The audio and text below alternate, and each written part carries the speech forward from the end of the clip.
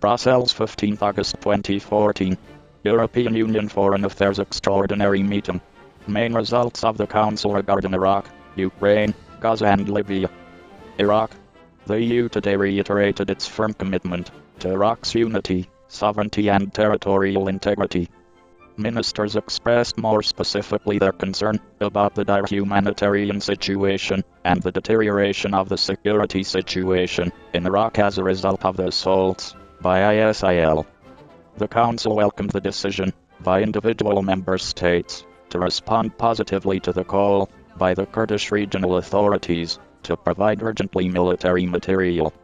Such responses will be done according to the capabilities and national laws of the member states, and with the consent of the Iraqi national authorities. The EU will assess how to prevent ISIL benefiting from oil sales, and condemns those funding the ISIL in contravention of UNSCR 1267 and subsequent resolutions. The Council invites the European External Action Service to ensure a stronger presence in Erbil. The Council recalled the substantial efforts of solidarity that the EU and its member states are making to provide humanitarian aid, and welcomed the commitment of additional European funds, as well as the mobilization of the European Emergency Response Coordination Center, and the activation of the European Civil Protection Mechanism.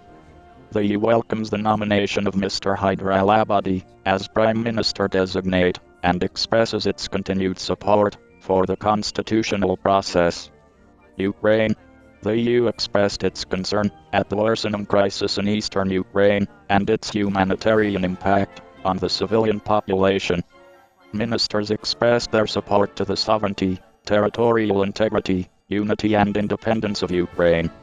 The Council called on the Russian Federation, Ukraine, the United States, and the OSCE to join the EU in finding a political, sustainable solution to this crisis. The Council encouraged the continuation of inclusive and comprehensive reforms in Ukraine. The Council welcomed the United Nations-led preliminary response plan for Ukraine, as well as the European Commission's decision to allocate an additional €2.5 million to meet the most urgent needs. The Council also called on all parties to support and facilitate without delay the work of international humanitarian organizations, in accordance with international humanitarian law and principles. The EU calls upon all states and actors in the region to ensure immediate, safe and unrestricted access to the crash site of MH17. Those directly and indirectly responsible for downing of MH17 should be held accountable and brought to justice as soon as possible.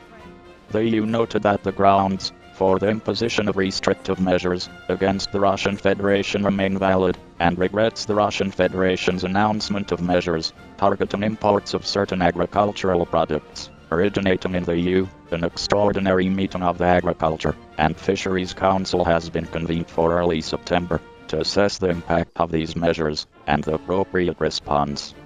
The Council welcomed the ongoing process on the EU-Ukraine Association Agreement, and supported the Commission's efforts to facilitate a resumption of the negotiations between Ukraine and Russia and the conditions of gas supply. Gaza. The EU is extremely concerned about the fragile situation on the ground following the recent conflict in the Gaza Strip. It strongly welcomes the ceasefire, which has been in place since 11th August, and calls on all the parties concerned to agree on and abide by a durable ceasefire. The EU commends the considerable efforts and commitment of Egypt to broker this and earlier deals.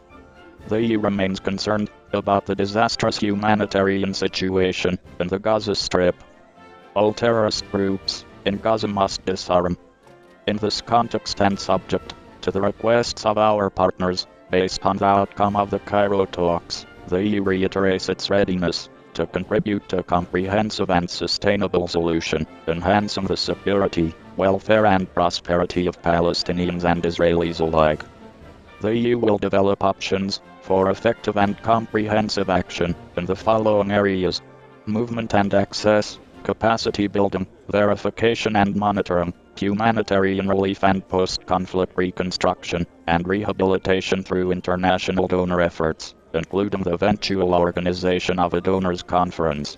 The EU is ready to support a possible international mechanism endorsed by the UNSC, including through the reactivation and possible extension in scope and mandate of its EUBAM RAFA and EUPOL's EUPPS missions on the ground, including the launch of a training program for Palestinian Authority customs personnel and police for redeployment in Gaza. Libya.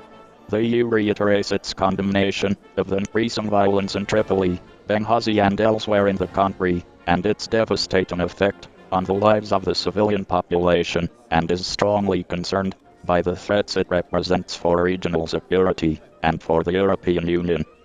It recalls also EU support to the Libyan people in its transition. The EU calls on all parties involved in the hostilities to immediately cease all violence and to end the suffering of the civilian population, notably by engaging in a peaceful dialogue. The EU strongly supports the ongoing efforts of the United Nations Support Mission in Libya UNSMIL to achieve an immediate ceasefire and to end the bloodshed, and welcomes its partial return to Tripoli facilitated by Italy. The EU urges all sides to respond positively and without delay. The ministers also acknowledged the concerted effort of the neighboring countries in helping Libya overcome the crisis, as well as their solidarity in dealing with displaced persons coming out of Libya. The EU encourages the elected House of Representatives to playing its rightful role in leading efforts aimed at creating the dynamics for an inclusive political settlement, embracing all political actors. The EU encourages the members of the House of Representatives to carry out their tasks in a spirit of inclusiveness, moderation and in the interest of the country, and calls upon all parties to support it. The EU commends the efforts of the UN Special Representative of the UN Secretary-General for Libya, Mr. Trek Mitri, and welcomes the nomination of the EU Special Envoy for Libya, Mr. Bernardino Leon, as his successor. The EU has consistently supported the central role of the UN in coordinating international efforts in Libya.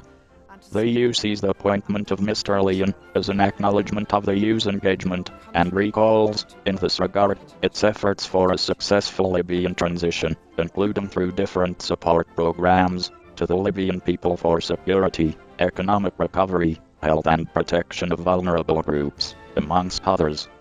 The EU underlines again the role of EUBAM Libya in assisting Libya with its border management challenges. The Council also adopted conclusions on the situation of the Ebola crisis in West Africa,